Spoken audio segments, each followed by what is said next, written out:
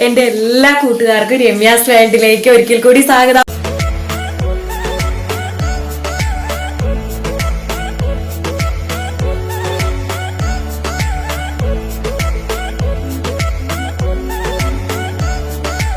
അപ്പൊ ഞാനിന്ന് തേങ്ങയൊന്നും ചേർക്കാതെ തന്നെ പെട്ടെന്ന് എന്നാൽ നല്ല രുചികരമായിട്ടുള്ള ഒരു ഗ്രീൻ പീസ് കറിയുടെ റെസിപ്പിയാണ് കേട്ടോ കൂട്ടുകാരെ ഷെയർ ചെയ്യുന്നത്. അപ്പോൾ എല്ലാ കൂട്ടുകാരും വീഡിയോ സ്കിപ്പ് ചെയ്യാതെ തന്നെ ഒന്ന് കണ്ട് സപ്പോർട്ട് ചെയ്യേണ്ട കൂട്ടുകാരെ. എന്നാൽ നമുക്ക് പോകാം വീഡിയോയിലേക്ക്. ഞാനിവിടെ ഇതാ ഗ്രീൻ പീസ്, ഒരു കപ്പ് ഗ്രീൻ പീസ് നന്നായിട്ട് കഴുകി എടുത്തുകൊണ്ട് വന്നിട്ടുണ്ട്. ഇനി നമുക്ക് അതിൽ വെള്ളം ഒഴിച്ച് നമുക്കൊരു 8 മണിക്കൂർ കുതിർത്താൻ വെക്കണം കേട്ടോ. കുറഞ്ഞത് ഒരു 8 മണിക്കൂറെങ്കിലും വച്ചാലാണ്ട് ഇത് നന്നായിട്ട് വെന്ത് കിട്ടുകയുള്ളൂ. ഇനി നമുക്ക് ഇതിലേക്ക് ആവശ്യമായിട്ട് ഒരു വലിയ സവാളയുടെ പകുതി എടുത്തിട്ടുണ്ട്, 2 പച്ചമുളക്, അതുപോലെ തന്നെ ഒരു തക്കാളിയുടെ പകുതിയാണ് കേട്ടോ ഞാൻ എടുത്തിരിക്കുന്നത്, ഒരു വലിയ തക്കാളിയാണ്.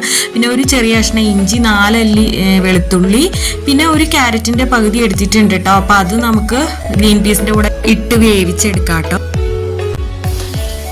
ഇപ്പൊ ഇതാ ഞാനിവിടെ ഇതെല്ലാം അരിഞ്ഞെടുത്തുകൊണ്ട് വന്നിട്ടുണ്ട് കേട്ടോ. സവാളയും ഇഞ്ചിയും വെളുത്തുള്ളിയും നമ്മുടെ പച്ചമുളകും തക്കാളിയും എല്ലാം ഇതാ ഇവിടെ ചെറുതായിട്ട് നുറുക്കി എടുത്തിട്ടുണ്ട്.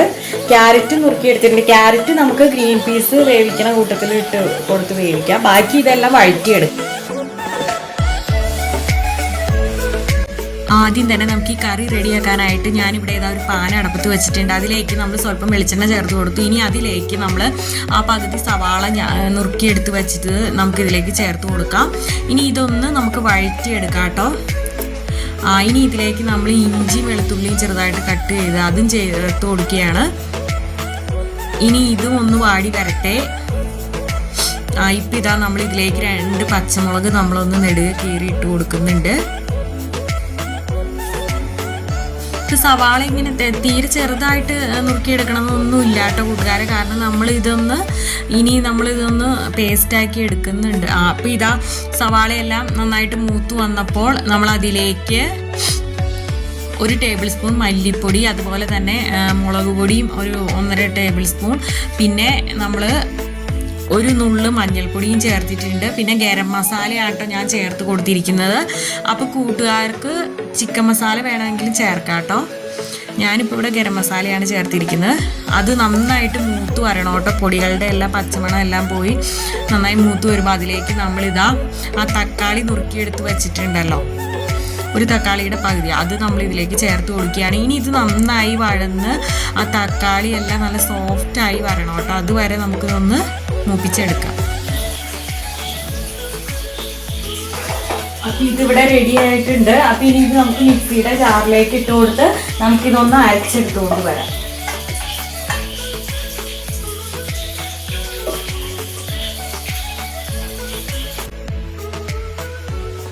ഇപ്പൊ ഇതാ കൂട്ടുകാരെ ഞാൻ നല്ല ഫൈൻ പേസ്റ്റ് ആയിട്ട് അരച്ചെടുത്തുകൊണ്ട് വന്നിട്ടുണ്ട് കേട്ടോ.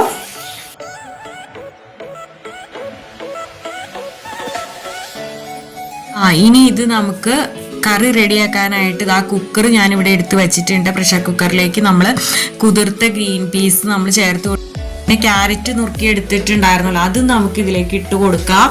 ഇനി ഇതിലേക്ക് നമ്മളിപ്പോൾ ആ വഴറ്റി അരച്ചു കൊണ്ട് വന്നില്ലേ ആ മസാല, ആ പേസ്റ്റ്, അത് നമ്മൾ ഇതിലേക്ക് ചേർത്ത് കൊടുക്കുകയാണ്. പിന്നെ പാകത്തിനുള്ള ഉപ്പും ചേർത്ത് കൊടുക്കാം. ഇനി ഇത് നന്നായിട്ടൊന്ന് മിക്സ് ചെയ്തെടുക്കാം. ഇതിലേക്ക് ജാറ് കഴുകി ആ വെള്ളവും കൂടെ നമുക്ക് ചേർത്ത് കൊടുക്കാം. അപ്പൊ സ്വല്പം വെള്ളവും കൂടെ ചേർത്ത് കൊടുക്കണം കേട്ടോ, എന്നാലാണ് അത് വെന്ത് കിട്ടുകയുള്ളൂ നന്നായിട്ട്. അപ്പോൾ ഹൈ ഫ്ലെയിമിൽ വച്ചിട്ട് നമുക്ക് ആദ്യം ഒരു വിസിൽ കേൾപ്പിക്കുക. എന്നിട്ട് നമ്മൾ ഫ്ലെയിം കുറച്ച് വെച്ചിട്ട് ഒരു വിസിൽ വന്നു കഴിയുമ്പോൾ നമ്മൾ തീ കുറച്ച് വെച്ചിട്ട് ഒരു 4 വിസിൽ വരുത്തുക. അല്ലെങ്കിൽ പിന്നെ ഞാൻ ചെയ്തത് ഒരു മീഡിയം ഫ്ലെയിമിൽ വെച്ചിട്ട് ഒരു 4-5 വിസിൽ വരുത്തിയാൽ മതി കേട്ടോ. അപ്പോൾ ഇത് നന്നായിട്ട് ഒരു 5 വിസിൽ വരുത്തുകയാണെന്നുണ്ടെങ്കിൽ തന്നെ നന്നായിട്ട്. പിന്നെ ഓരോരുത്തരുടെ പ്രഷർ കുക്കറിനനുസരിച്ചൊക്കെ വ്യത്യാസം വരാം കേട്ടോ.